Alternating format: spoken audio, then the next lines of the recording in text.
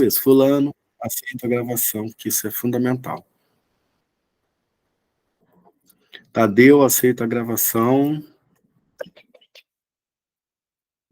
Luísa, aceita a gravação. Bruno, aceita a gravação. Jordão também aceita a gravação. Joseli, aceita a gravação. Igor, aceita a gravação. Bernadette, aceita a gravação. Helene, aceita a gravação. Alana, aceita a gravação. Maravilha. Então vamos, né? Bom, a ideia...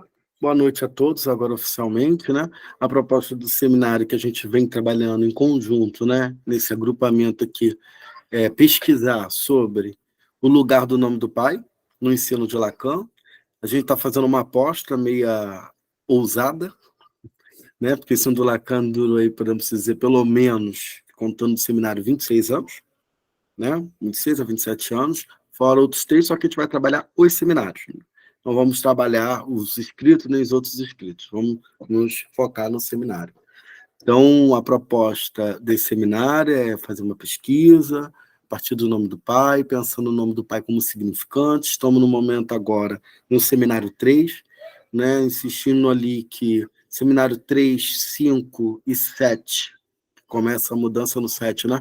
São seminários básicos para pensar o nome do pai, para poder entender como que o Lacan se afasta da ideia de nome do pai e o porquê que ele se afasta como o nome do pai, né? Como a Colette Solé fala do nome do pai como metáfora, como significante, para um dizer, né? E o Lacan vai estar muito poético no final, falando que é um dizer, e não é um dizer qualquer, gente, é um dizer de amor, né? Então, isso já faz uma ruptura muito grande e tem muitas coisas aí que a gente pode conversar. Nesse primeiro momento, a gente está no seminário 3, 2 textos, e já lemos alguns textos iniciais. A ideia aqui é a gente, cada um, propor aí um debate, né? Estou pensando, né, de cada encontro, 1 ou 2 colegas ficarem responsáveis de trazer as questões que ficaram no texto, que isso circula, não fica só comigo ou com um com o outro, ou então não fica que ninguém preparou alguma coisa e fica meio um encontro meio assim, opa, o que está acontecendo? Acaba que o colega não leu, então para ter 1 ou 2 colegas que se candidatem, né, para nos próximos encontros falarem, não, texto tal eu vou introduzir ou trazer dúvidas, questões. A ideia aqui não é esgotar o saber e nem um tema do nome do pai, mas é só interrogar o lugar do nome do pai que tem no ensino do Lacan e, claramente, na clínica psicanalítica, que eu acho que é o interesse e o desejo aqui de todo mundo. Alguém quer falar sobre os textos?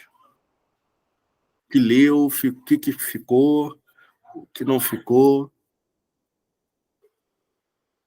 Caso não, eu posso começar e depois algum colega me para aí e vai tomando e depois a gente discute mais. Tem problemas. Ô, Tadeu, eu fiquei com uma pergunta, assim, uma pergunta bem simples, né? Mas foi uma curiosidade, assim, do início do... se ali, quando ele fala de estrutura, ele está falando, a estrutura do significante, ele está falando sobre a cadeia do significante. Eu fiquei com essa dúvida. E o primeiro eu li outro texto, tive um ato falho, e aí o segundo eu li, o que era para ler. Você leu qual? Eu li o primeiro, das significações, da página 170. E não era o outro, era mais embaixo. Da rejeição de um significado primordial, né?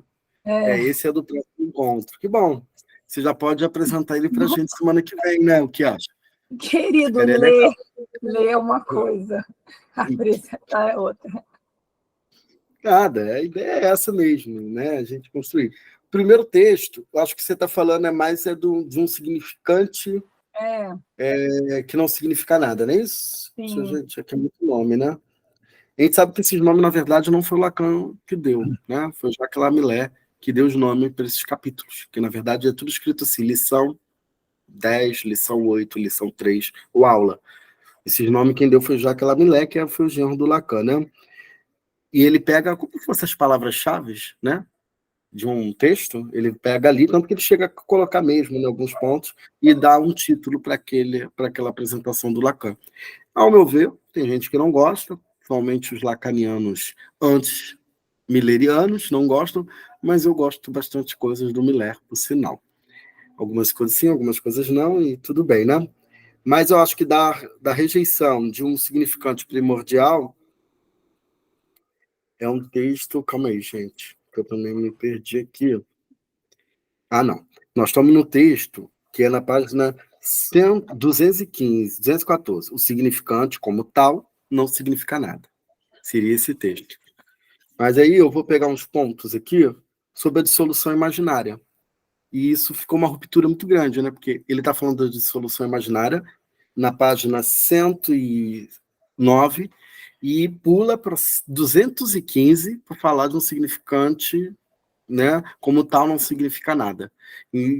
A ideia foi essa provocação que eu fiz mesmo para justamente romper isso, né? Primeiro que a gente não vai trabalhar o seminário 3, não é a proposta.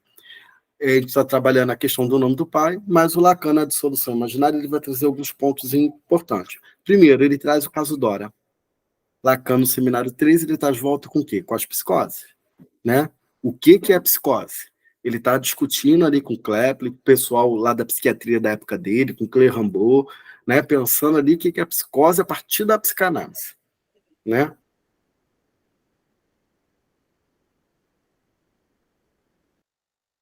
E ele, para falar da psicose, ele vai falar da neurose primeiramente. Porque, em última instância, o que a gente não pode perder de vista, ao meu ver, depois eu quero ouvir os colegas, em última instância, para o Lacan, a realidade psíquica, né, a realidade humana, é estruturada como uma linguagem. Não é só o inconsciente que é estruturado como linguagem, né? O sujeito em si tem uma estrutura como linguagem. Isso não quer dizer que é só linguagem, que é só simbólico. Né? Não existe um sujeito simbólico, um sujeito imaginário, ou um sujeito real é até impossível de se dizer, da que Lacan fala, né? Que ele vai falar dessa dimensão, mas o que ele quer dizer é dimensão. Agora, quando a gente fala do real, a gente fala a partir do simbólico. É o simbólico que nos permite dar sentido às coisas, a dizer, a falar das coisas, a nomear. Por isso que o simbólico tomou um momento muito importante na obra do Lacan e, ao meu ver, não perdeu a importância. Muito pelo contrário. Só que o simbólico do inicial não é o mesmo simbólico do novo romiano. Né? Como o imaginário não é, e o real também não é. Ele vai deslocando, mas a importância ele vai dar desde o início. Então, a dissolução imaginária é um texto que ele vai trabalhar a questão de Eros, né? A questão da agressão, e ele vai se interrogar o que se chama um pai, né? E o fragmento da identidade. O Lacan, basicamente, está trabalhando o quê? Freudianamente? O narcisismo. Ele retoma o estado do espelho, ele retoma as questões do eu, para poder falar, e nisso ele retoma na neurose, para poder falar da psicose. E isso, por que ele faz isso? Porque é uma questão de estrutura, né? Que é o que ele vai trabalhar, inclusive, no outro texto que a Lana comentou. Então, ele começa falando sobre, né, que ele está muito, assim, atordoado, né? Ele não fala, mas ele chega a falar assim, eu tinha a intenção de penetrar hoje na essência da loucura. E pensei que havia nisso uma... Realmente, já é uma loucura, né? E ele começa a discutir ali o seguinte, ele fala, no entanto, não é um trabalho que seja fácil. Por quê?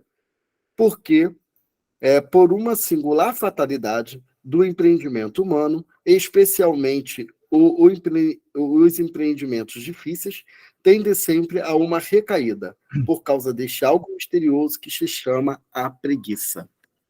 Isso é maravilhoso. Então, Lacan está discutindo muito com os analistas. Lacan ensina para formar analistas, né?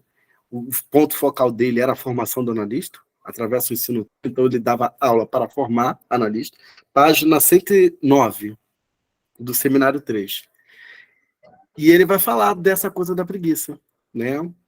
que é dessa coisa do imaginário. Ele vai chegar na frente falando, olha, o imaginário é débil, né? O pensamento é débil, né? Nós temos algo de preguiçoso.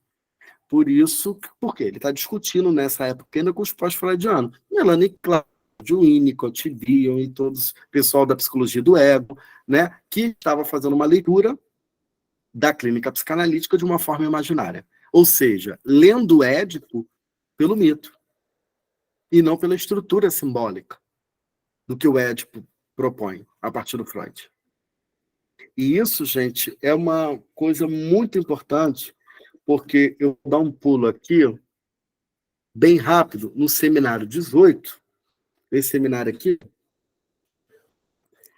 deu um discurso que não fosse semblante, é um seminário assim, insuportavelmente difícil. Lacan faz uma viagem para a China, para alguma coisa do tipo, ele vai trazer a questão da letra chinesa, um monte de coisa, vai fazer uma mistureba da coisa, para poder extrair ali aquela relação.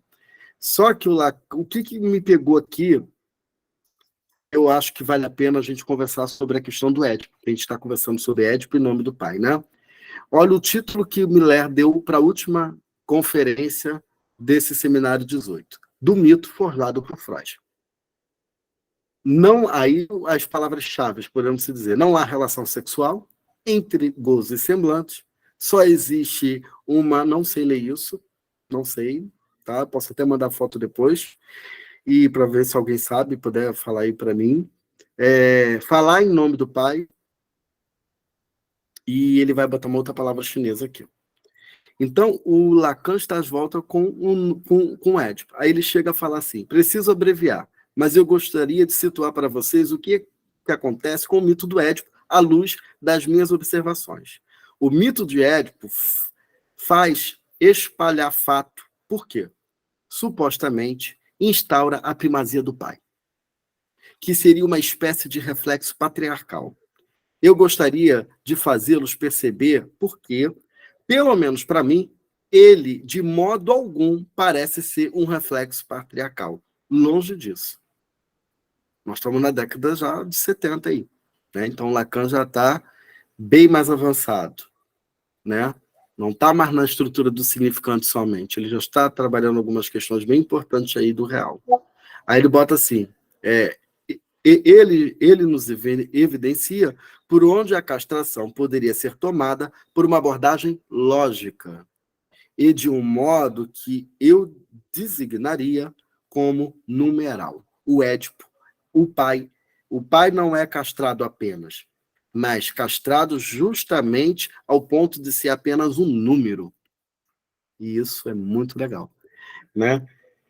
Tudo bem que eu li assim, parece que talvez nada fez sentido, mas vou tentar explicar o que eu entendi, né? Então, anos depois do seminário 3 para o seminário 18, são 15 seminários, né? Podemos se dizer aí. O Lacan retomando ao Édipo, mas retomando ao Édipo e apontando, olha, tem uma coisa no Édipo freudiano que precisa ser tirada pelo psicanalista. E essa coisa é a estrutura, e não a historieta, não o mito, não o romance, né? E isso me levou a pensar várias questões, né? Dessa coisa na própria clínica mesmo, de muitas das vezes, na universidade eu vejo professores, psicanalistas, muitas das vezes, falar, é isso, a criança deseja a mãe, na verdade, quer a mãe como objeto sexual. Eu já ouvi, vocês já devem ter ouvido aí também, eu cansei de ouvir isso claramente. Na verdade, é um tesão, em supervisão. Eu já tive supervisões assim. Não, na verdade, pô, essa mãe quer... Tá gravando, né? Essa mãe quer coisa com o filho.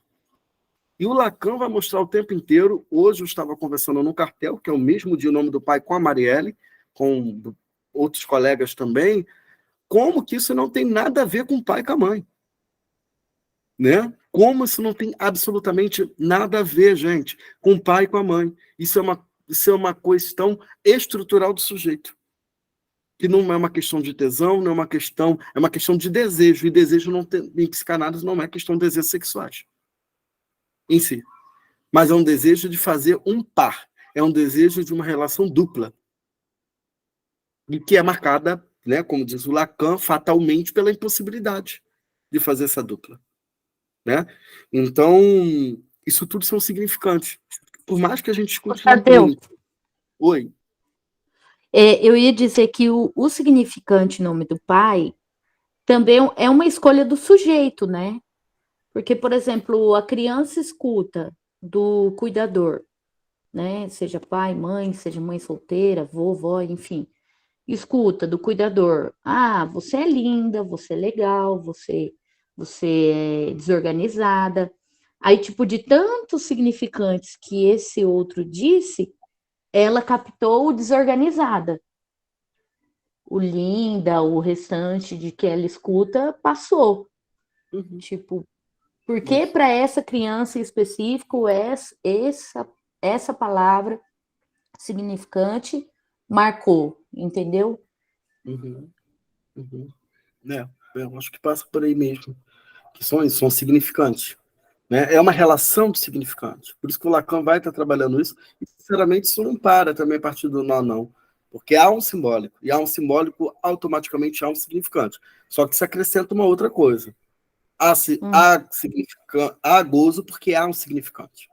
Por isso que o Lacan vai estar trabalhando a questão mais do gozo nos últimos ensinos, nos últimos seminários dele. Mas há gozo porque há um significante.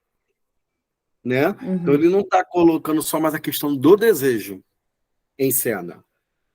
Né? A impossibilidade do desejo a gozo.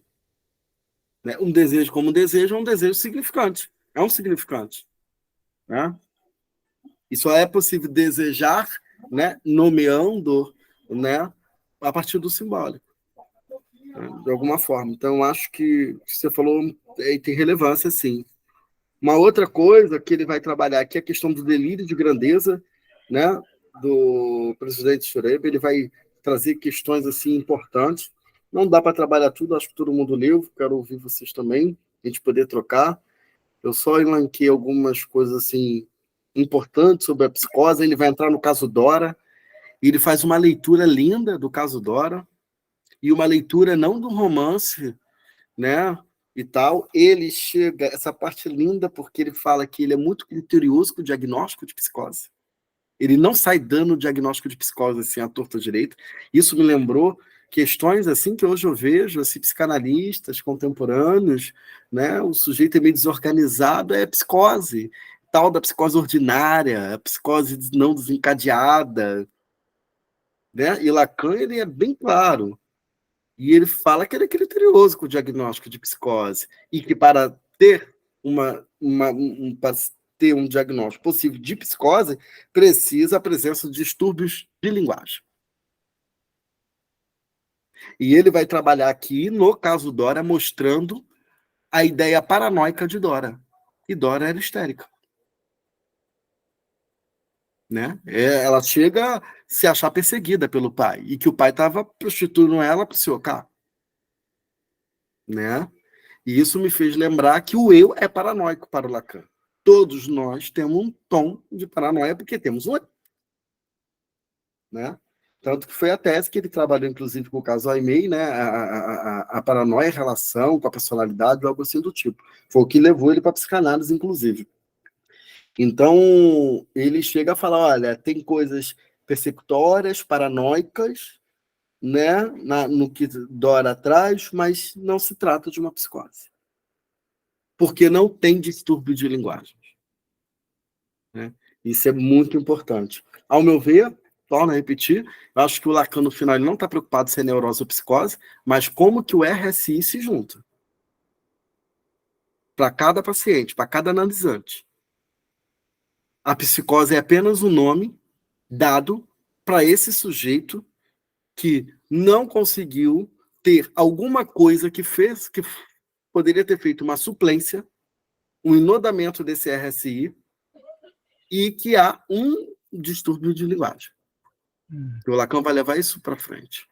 Né? Eu posso até botar um livro para vocês em espanhol, não sei se vocês leem, mas que é a apresentação dos casos do Lacan, na década de 75, 76, nos anos 75, 76.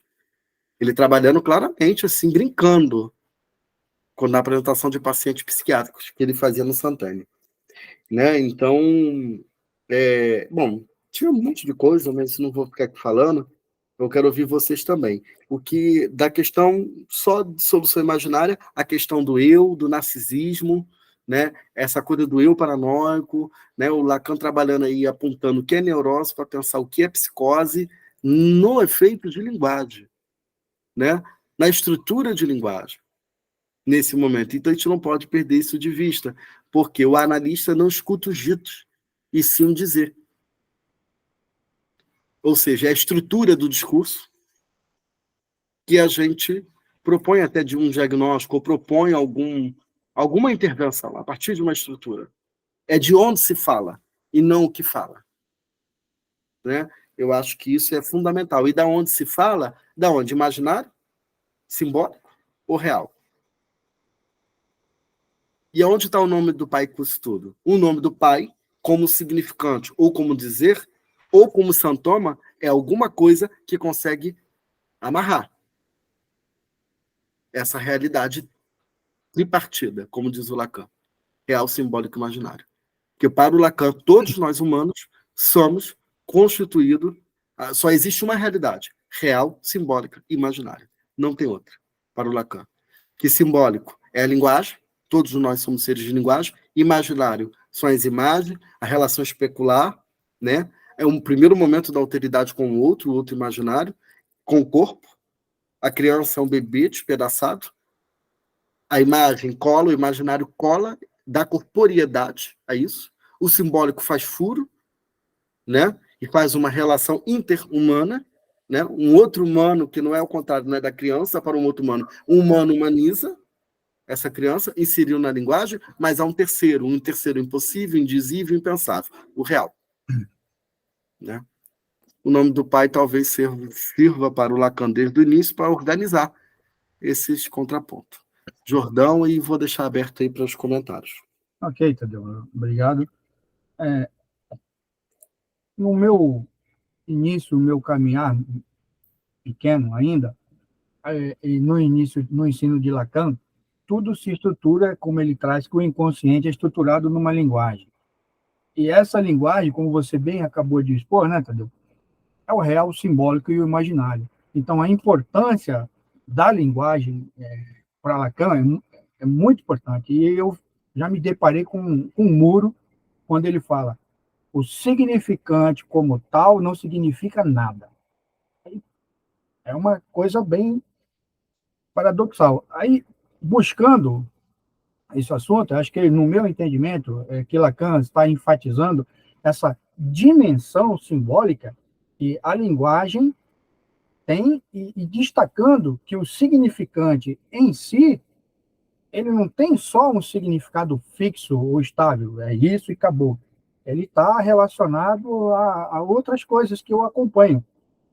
Então, é onde eu entendi que ele argumenta que o significante é uma unidade linguística e que essa unidade opera através da relação com outros significantes dentro de uma estrutura, óbvio, simbólica, do diálogo. Então, o significado, no meu ver, ele surge dessa rede de relações simbólicas. E não é algo apenas inerente ao próprio significante em si.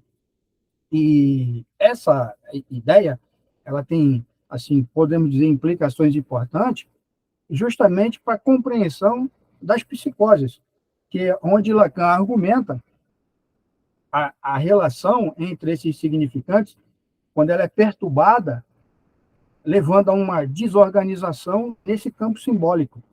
Aí isso que resulta em experiências, às vezes, subjetivas, peculiares, e na construção, às vezes, de realidades delirantes.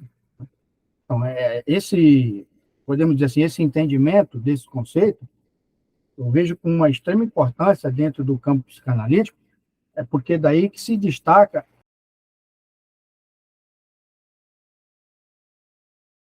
que é a constituição da subjetividade. A subjetividade é minha, está aqui, ela vai se manifestar através da minha linguagem. E é nessa organização minha, do meu psiquismo, eu vou pôr essa minha subjetividade, que é através da minha linguagem, e vou utilizar de símbolos.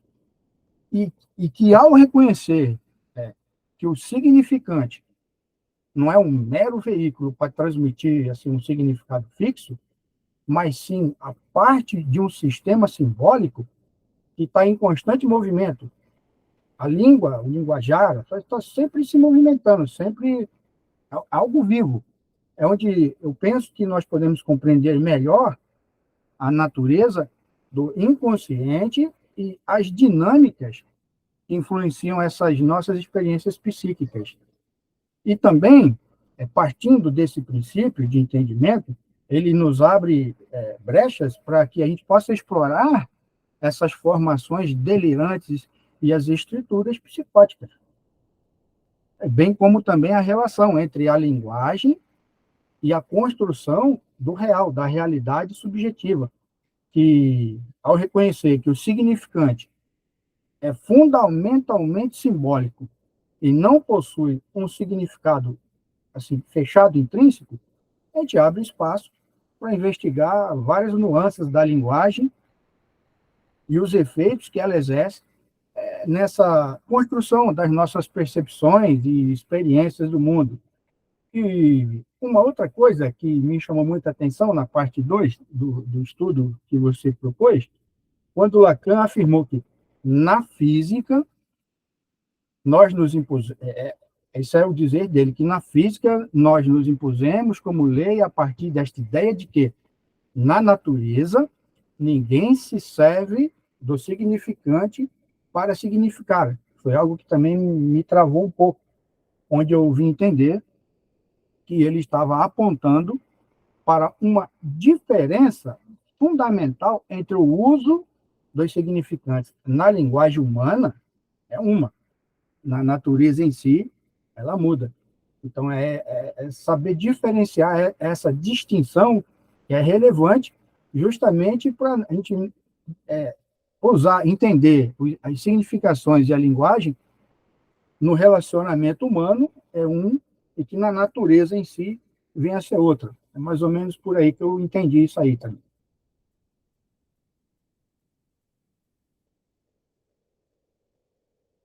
Foi muita coisa, eu não consegui acompanhar tudo, mas alguns pontos eu acho que tem alguns equívocos, tá?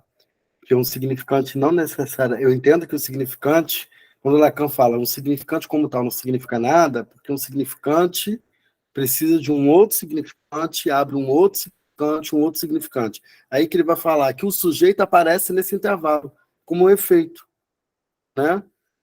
Por isso que o Lacan vai se afastar um pouco da ideia do simbólico, a primazia do simbólico, porque ele vai perceber que o significante não dá conta, a linguagem não dá conta, para falar da estrutura humana, né? Porque por isso que o Lacan vai falar que a estrutura humana é real, né? Então, porque o Lacan, nesse momento, algumas coisas que você trouxe, acho que é bem por aí, é um momento bem estruturalista, né? Mas o significante para o Lacan não é um significante igual era para Saussure, tá? Não é. O Lacan vai se apropriar das coisas do Saussure, mas ele vai inverter as coisas bastante. Primeira coisa que ele inverte porque no Saussure é significado, significante, ele vai inverter. Significante para cima, significado para baixo, né? Então, agora, quando fala de um significante, né, quando fala alguém falou, acho que foi Marielle, da desorganização, a gente vê isso muito na clínica, né? Como isso acontece, né? Às vezes, né, eu sou desorganizada, e eu sou isso, eu sou aquilo. A palavra, o significante é muito presente, desorganização, a todo momento. E quando você vai buscar ali com o tempo de análise, né, um exemplo bobo, inventando aqui qualquer coisa, que eu não sei realmente, mas você vai entender, começar a perceber, caramba, desorganizada. Alguém me chamava de desorganizada. Não, minha avó era desorganizada, minha mãe... Sabe, consegue entender? Que naquela relação inicial, esse significante de desorganização, né, foi ali apropriado. Que, na verdade, me parece que o sujeito se apropria do significante para dar conta do furo. Que o simbólico propõe. Porque a linguagem é furada. Existe quem faz furo é o simbólico, né? O que é o simbólico? Essa relação interhumana que é furada. Entre eu e o outro, há uma ânsia. Há um furo irremediável, impensável e incontornável. Tanto que o Lacan vai botar no nó borromiano o sujeito aonde? Junto com o objeto A, no furo, no meio. Né? O sujeito como uma borda daquilo ali, fica bordejando. Aí que ele vai trazer questão de repetição, etc. e tal. O real, simbólico e imaginário é só uma forma de dar conta. O simbólico é uma forma de dar conta, de dar sentido. Falar sobre esse indizível, né? O imaginário também ajuda, porque o Lacan fica numa dupla, simbólico imaginário, simbólico imaginário, simbólico imaginário no início do ensino dele. Só que ele fica se ferrando o tempo inteiro, que ele começa a ver que tem um problema, um terceiro, tem um outro aí, cara. É quando ele vai começar a trabalhar o real, porque no momento aqui no Seminário 13 fala que o real como realidade. Não está falando como real, como indizível, o impensável, né? Então o real começa a tomar um outro lugar. Agora, eu acho a linguagem é o que nos faz humano, é o que nos faz furo, né? É o que faz furo, é o que possibilita, sim, o significante é fundamental. Na psicose a gente vê como há realmente uma falta de um significante, dessignificantes. A gente percebe, principalmente na esquizofrenia, uma fala empobrecida, né? Há pouco recursos simbólicos. Mas na neurose também. Principalmente quando o sujeito está com depressão, né? Quando a pessoa está em depressão. Né? Então, o que eu penso é que o simbólico está para todo mundo. Pode faltar para qualquer momento, para qualquer tipo de estrutura de sujeito. Agora, só um ponto aí que eu não sei se... Porque foram muitas questões, Jordão. O simbólico não é o fundamental. E não é o inconsciente. Pelo contrário. Lacan vai falar que o inconsciente é real.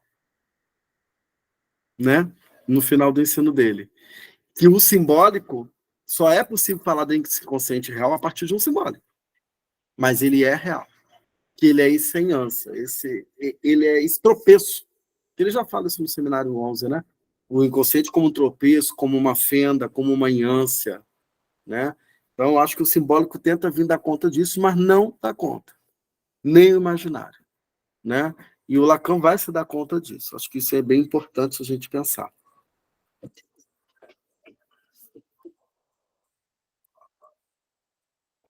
Alguém quer comentar, gente, mais alguma coisa do texto? Botar uma questão aí, ou o que foi falado? Outra coisa, assim, na página 117, que ele vai falar do complexo de Édipo.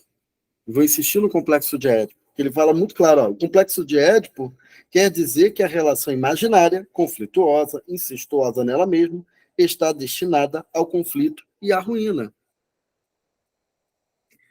Isso é muito importante. Tem um texto do Jairo Gervásio que eu vou botar no grupo, que ele vai falar sobre os paradigmas lacanianos.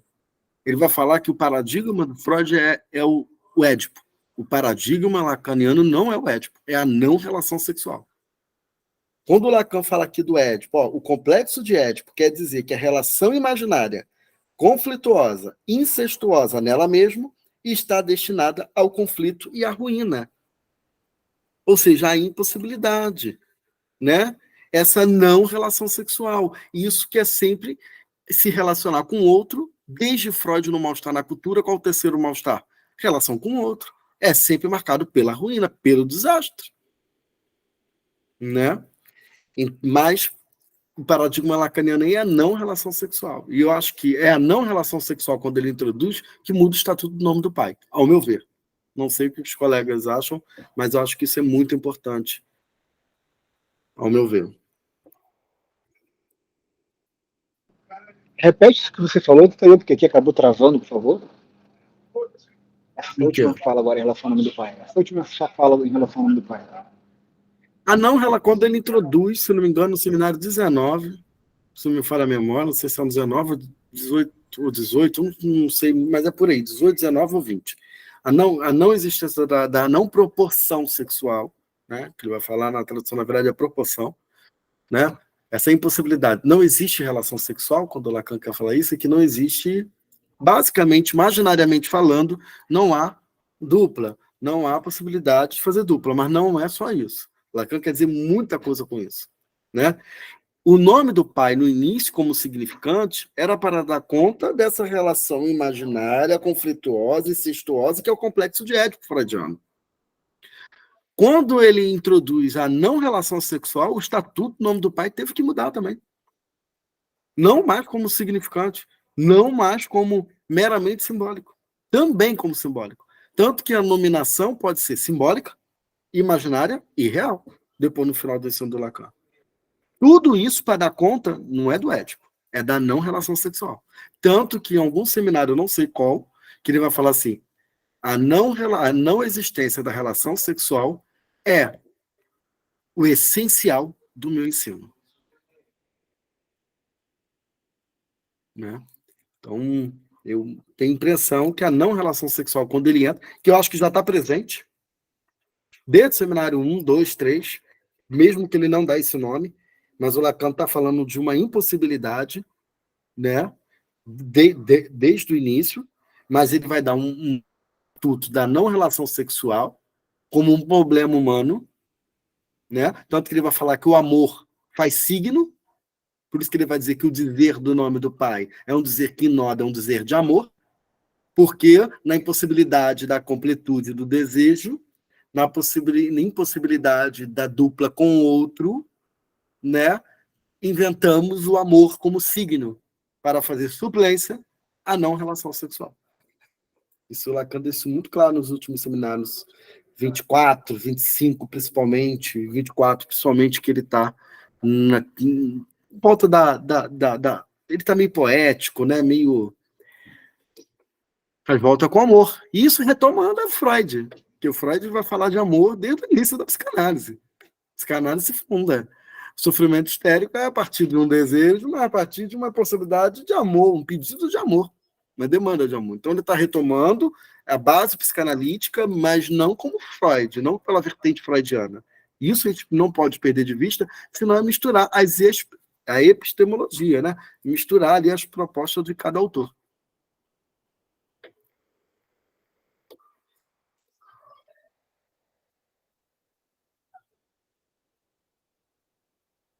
Na página 118, insistindo ainda no nome do pai, ele vai falar assim, não o pai, ó, ele fala assim, não é demais dizer, é preciso, é uma lei, uma cadeia, uma ordem simbólica, a intervenção da ordem da palavra, isto é, do pai. Não o pai natural, mais do que se chama o pai. A ordem que impede a colisão e o rebentar da situação no conjunto está fundada na existência desse nome do pai. E isso é muito importante, gente, a gente pensar, que eu vejo assim, muito assim, essa coisa do nome do pai também como um patriarcado, machismo, etc.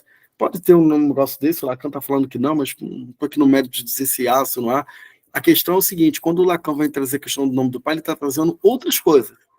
Uma é religião. E outra é Deus, que é diferente.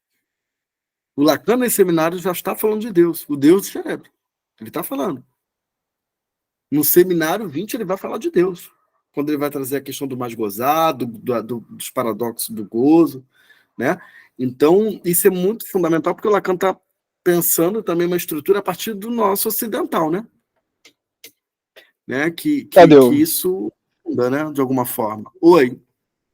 Desculpa te atrapalhar, mas eu fico por volta do pensamento, inclusive do seminário que você vai ter, o outro lado da clínica, né, como é o nome? Até esqueci.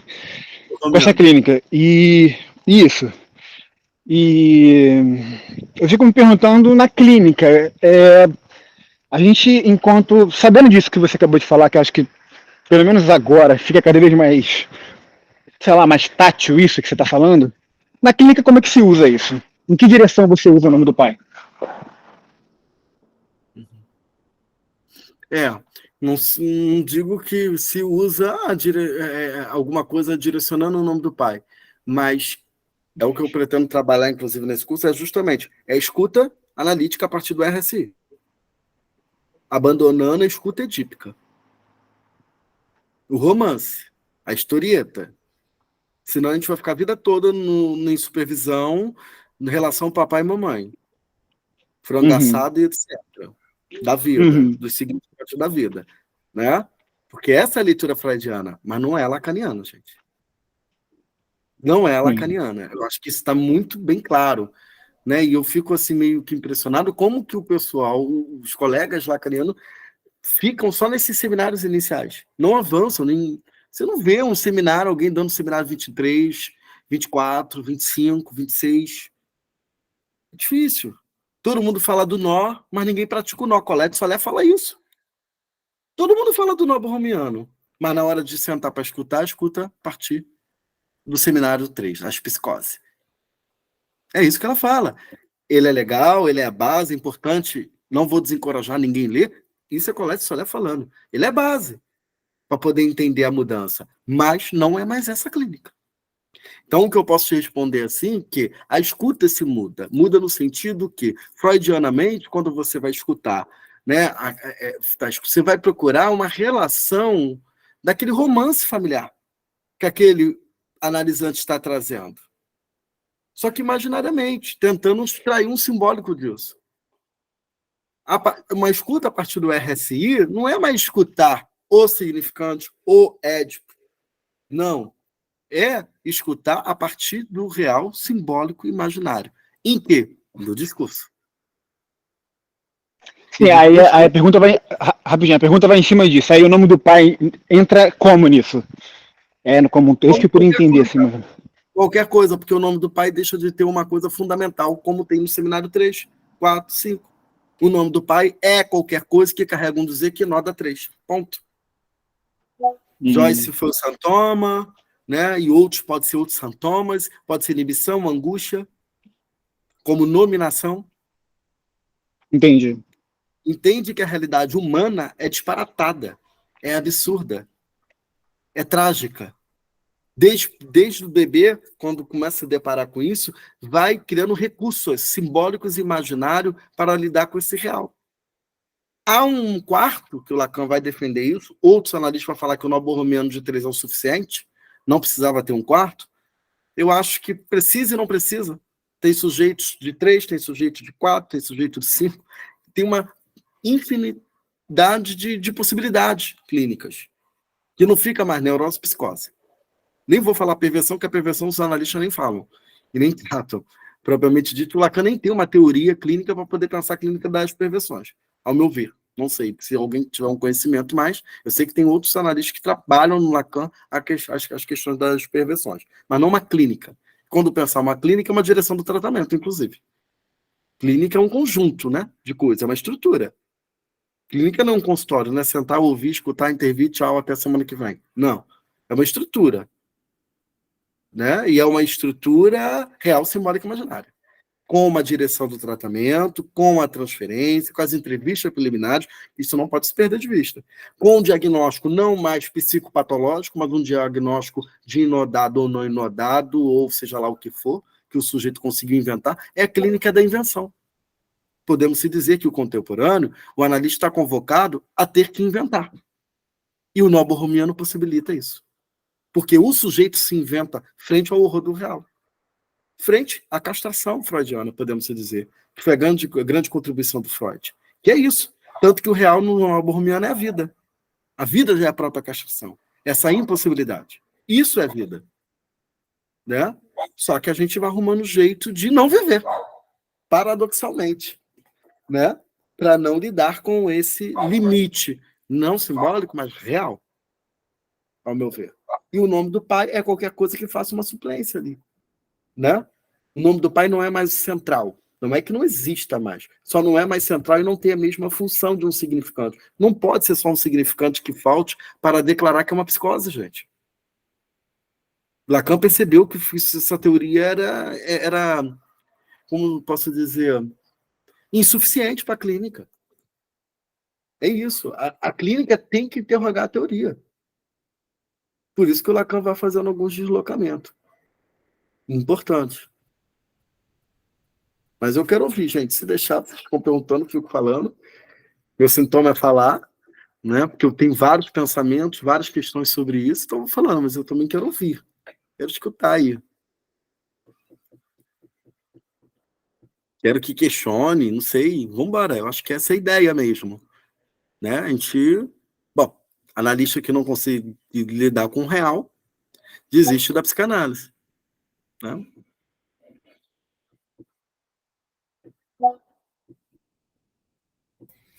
Bom, vou falar aqui alguma coisinha aqui. Deixa eu ver como que eu digo isso.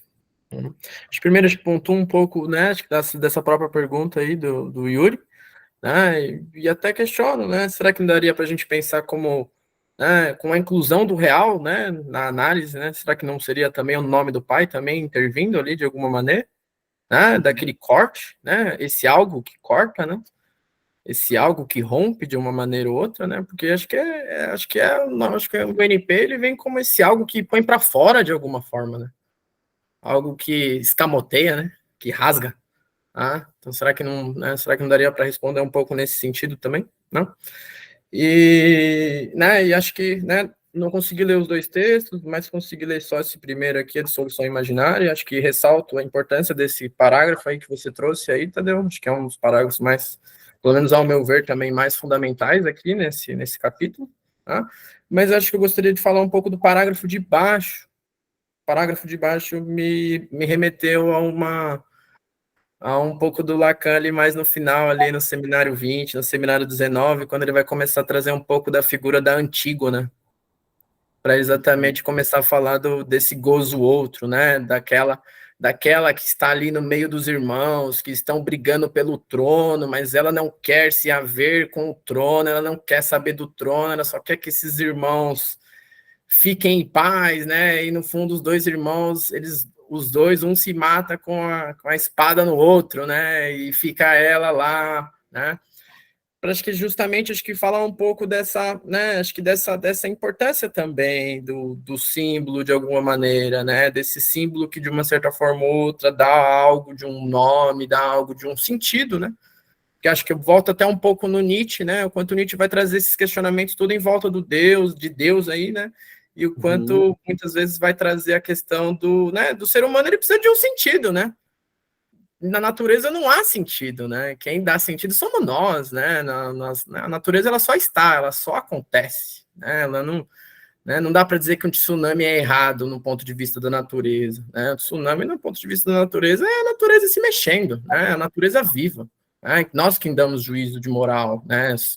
Bom e mal, certo e errado, né? Pondo perspectiva da natureza, mas só que o ser humano, né? Com toda a sua né? Sua fragilidade, toda a sua aversão ao real, se assim posso dizer, né, a aversão a esse buraco que emana, né, angústia, que emana fragmentação, né, de um eu, né, então ele constrói, ele tenta procurar sentido, né, e aí foi bem legal aqui nesse parágrafo aqui, que me remeteu muito à coisa da morte simbólica, da morte real, da morte imaginária, né? Porque acho que, né, um pouco do que vai sendo falado lá no final é um pouco são desses corpos, né? Acho que é interessante como tem alguns psicanalistas que falam disso como corpos imaginários, simbólicos, né? Corpo real, corpo imaginário, isso é bem interessante, né? Isso é bem válido também, né? E aí aqui o que eu achei bem interessante, como ele vai pescar, né, essa ideia do simbólico que ultrapassa o infinito, né? Que é um pouco do que a Antígona vai fazer com o Édipo, né? Édipo, né, vai para fora de Tebas, né, perdido, né?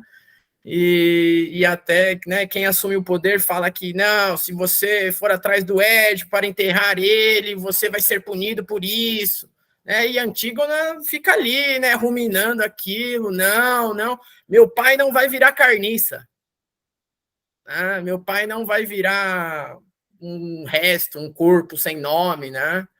E eu acho que é muito bonito isso, né? Acho que essa movimentação e essa necessidade nossa mesmo, né? Né, da própria Antígona aí, olha, meu pai não vai apodrecer ali, eu preciso fazer para ele um ritual, eu preciso construir para ele uma morte simbólica, né? Eu acho que eu achei muito interessante isso, porque me fez pensar nessa história da Antígona aí, né, dessa coisa do ser humano, dessa morte simbólica, né?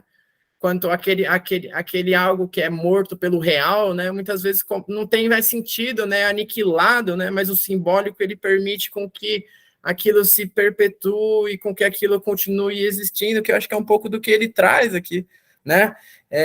Que razão pode haver para pôr estes restos num recinto de pedra?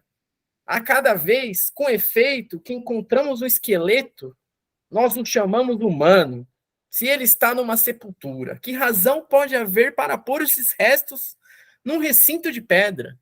Né? Eu acho que é bem interessante, acho que até essa forma que o ser humano foi criando até para lidar com o real da morte, né? Como ele foi construir uma se criou, né? Diversos rituais, né, em volta ali, em torno da morte, que eu questiono, né, novamente, né, ali como boa cria do Nietzsche também, né, também questiono todo esse ritual fúnebre em torno da morte aí, né, por que a morte tem que ser levado também como esse sentido, né, por que a gente também se apropriou tanto com essa coisa fúnebre, triste, melancólica da morte, sendo que a vida é a vida, né, é morrer para nascer, e nascer para uma morrer. pequena intervenção. Há controvérsias, né? Talvez na religião mais cristã. Em religiões, culturas de culto afro-brasileiro, é uma festa. A morte, inclusive, é uma festança, né? Em Cuba também, né? Por mais ter uma ideia delirante e uma ideia de que eu acho que é quando entra o pai. Por isso esse nome do pai, quando o nome do pai, eu não penso no nome do pai, o pai físico, o nome do pai e do filho e Espírito Santo. Lacan está fazendo uma brincadeira o tempo inteiro. Que, na verdade, uma coisa que vai falar que a gente cria um Deus. O que é Deus para o Freud? É só ir lá no Futuro de uma Ilusão, que é um texto belíssimo. O humano com carência de um algo totêmico, poderoso, que supla esse real da castração, cria Deus como um pai, aquele que vai direcionar para o resto da vida. Né? Então, em nome do pai. Por isso que ele vai falar que o pai é Deus e Deus é o real, nos últimos seminários. Que eu acho que é isso, né? Que é o que vem dar esse sentido, né? Que é o que vem, de uma certa forma ou outra, permitir com que se ordene algo, né? Mas eu acho que o ponto é aquele, né? Eu acho que a questão é que o real, ele é importante, ele é necessário, né? Ele é preciso, né? Porque é aquilo, né? Eu até escuto às vezes aí, não, né? Escutei de uma paciente há um tempo atrás, não, eu não quero que o meu filho passe por trauma nenhum, e eu só consegui ouvir, meu Deus do céu, deixa a criança ser traumatizada. Ela precisa, né? Ela precisa desse algo que corta, né? É isso que vai causar um movimento para algum lugar, né? E aí acho que já, né, me aproprio um pouco do que foi falado aí antes, né? Porque é isso, né? Eu acho que o lugar do lacaniano é um pouco desse lugar que ele vai entrar em cena, mas na hora ali ele sai de cena, né? Ele, olha, vai, ó, agora é com você, ó, vai lá, camarada, olha. Se avenha aí com o seu corpo, com a sua castração, com as suas limitações, com o seu desejo, né, com a impossibilidade dele, né, se aveja com o estar humano, né, se aveja com... Né, eu acho que muito lugar do lacaniano é esse, né, de olha, vai, né, se aguente, lide com você mesmo, né, pare de chorar a pitanga e querer se apropriar do corpo de outro, ou de ficar procurando esses outrinhos imaginários, né, que tanto o ser humano faz, né, tudo para não cair nesse desamparo, nessa solidão, né, que é sempre o outrinho, né, me dá o outrinho, aí o outrinho não corresponde, não, meu, pô, vira todo aquele mimimi lá que você fala, meu Deus, gente, né, ou até muitas vezes as castrações, né. Tem um paciente que ele fala muito do abandono dos pais, conforme você vai ouvindo esse abandono, você fala, cara, não foram seus pais, só seguiram a vida deles, cara. Não te abandonaram, eles não disseram que eles não estão mais ali para você. Eles não sumiram. Não, eles estão ali, eles só disseram, olha, vai, meu camarada, vai se haver com você mesmo. Tá? Mas só eu também me empolgo também, por isso que eu não fico nem falando muito, porque senão eu também vou longe. Não, foi ótimo. É o real, esse impossível, essa coisa, né? Que é ser humano. Ser humano é um horror, né? Mas isso, a ideia, eu fiquei muito ouvindo você falar, pensei em fim de análise, né? Umas questões, principalmente para quem é de escola, quem está em escola, para a gente que é uma questão muito importante, que em última instância, um fim de análise é se deparar com isto, com esse horror, com esse real, mas não dando lugar de sintoma adoecer mais por isso, mas é fazer algo poético desse horror. Sim, algo é o próprio cômico. Corpo, né, Tadeu? É o próprio corpo em si, né? Não, mas o ponto que eu acho muito crucial, e ainda mais aí com todo esse avanço do neoliberalismo, o como se tem criado uma aversão ao corpo. Entende? Você Uhum. tem criado eu conheci uma menina uma vez que ela tinha alergia à grama. Entende? Eu acho que isso já diz muito, né? Acho que todas aquelas perversões que cada vez surgem mais lá no mundo oriental, lá, né, avançaram na razão, né? Mas o corpo que é bom, ninguém transa mais. Um dos mal-estar do Freud é o próprio corpo, né? E o Lacan vai botar o outro, o grande outro, como o corpo. Ele vai botar, né? Já não é mais o outro simbólico em si. Eu tenho a impressão que há um outro imaginário, há um outro real, há um outro simbólico. Não é que são 3 tipos de outro, mas um outro, grande outro, por essas dimensões. Mas que, por fim, o Lacan vai botar o corpo. Porque, na verdade, o outro não é o grande outro mais do simbólico, inicialmente. O grande outro é minha relação com o meu próprio corpo, né? Que é a relação com o gozo. Né? E a impossibilidade do gozo fálico, porque o gozo fálico está fora do corpo no nó, né? E a crença do Ou seja, neurótico ninguém transa, se for pensar de que assim. há um que goza. A crença do neurótico de que há um que goza. É um que goza mais do Um que... que goza. É isso. Mas aí eu acho interessante a sacada do Lacan de pescar o efeito disso, né? Não tem ninguém lá gozando, né? Mas qual que é o efeito desse suposto um que goza, né? Que goza. Qual que é o efeito disso? Goza com o quê? Com a sua própria imagem. Ou seja, ninguém transa, ninguém tem tesão pelo outro se você não botar uma pitada de imaginário. Por que os relacionamentos, depois de um tempo, o tesão acaba? Né? Começa a ficar meio arroz e feijão, ficar enjoativo. É aquela coisa, imaginária, começa a cair, aí procura outro. E aí eu reitero, Tadeu, isso que você disse lá no começo, que eu acho que para mim essa é uma das coisas mais bonitas do Lacan, né? Desse nome do pai que é um dito de amor. E por mais que seja um lugar tenebroso esse do analista, de ocupar ali a cena e tá ali, mas na hora do vamos ver, ele dá o nada, né? Ele dá um lugar que não tem nada, né? Por mais que vai e dói isso, né? Porque muitas vezes você quer ocupar o lugarzinho ali de mãe, de pai, você quer. É uma tentação esse lugar. É uma tentação. Não dá pra gente negar, é uma tentação. A gente quer cair nesse lugar, né? E aí, né, mas aí eu acho que eu, pelo menos, levo nesse sentido aí de como, no fundo, não ocupar o mestre, né? Não ocupar o lugar do mestre, como, no fundo, é um ato de amor tremendo com todo mundo, e como, no fundo, o mestre está em todo lugar no mundo, e, no fundo, se eu ocupar esse mãe ou ser pai, no fundo, eu estou sendo só mais um nesse mundo, entende? O meu lugar tem que ser um lugar subversivo. Por sinal, é o discurso mais antigo, né? Que funda a cultura, o discurso do mestre, né? O Lacan vai chegar a falar isso, né? E uma outra coisa que eu fiquei pensando, né? Como é tentador para o analista, me lembrou um texto, não sei se o Jordão vai lembrar, que eu li no seminário Saber do Psicanalista, A Tentação do Psicanalista, lembra de Clarice Gato, né? Você também lembra, Alana? Muito interessante. Eu ia falar isso agora, a tentação do psicanalista. Porque é uma tentação. Porque, em última instância, todo mundo quer ser um bom pai, uma boa mãe. Sim. Porque todo mundo, na verdade, quer um dizer de amor. Quer ser amado. É essa demanda. E é esse lugar que é o avesso do lugar do analista. Quando você fala de oferecer o nada, é porque há nada no real. Se oferece um fragmento do real. Disso que é o real da vida, da estrutura, para o sujeito conseguir encontrar alguma coisa. Agora, o que você falou, Gabriel, foi lindo, porque eu nunca tinha prestado atenção nessa coisa. É o maior ato do amor. Pensando psicoterapeutas, psicólogos, psicanalistas, terapeutas, seja o que for. Todo mundo diz que o analista lacaniano é carrasco, é durão, é perverso, é isso, é carnificina. Não, é lindo! E nada, o analista lacaniano, lindo. Pelo menos posso dizer lacaniano, né? Porque psicanálise existe várias aí, né? Ainda mais hoje. Nem sei se eu falo sujeito, lugar, enfim, é até difícil. O psicanalista é que ama realmente o outro. Sim, mas aí que ele ama tanto o outro que ele sai desse lugar como um outro. Exatamente, mas é aí que está o ponto, né, Tadeu, da gente olhando também de todo esse senso comum que foi construído em cima de amor, em cima de paixão. As pessoas não entendem o quanto paixão tem tudo a ver com fascismo. Paixão é sobre fascismo. Paixão é sobre aquele que quer que a minha fantasia seja a fantasia do outro. Isso é fascismo. Né? Que é aquele que impõe, né? O amor é aquele que lida com as falhas, com as faltas, com os defeitos, com os buracos. Amor é aquilo que essa é a subversão. Sem ter, né?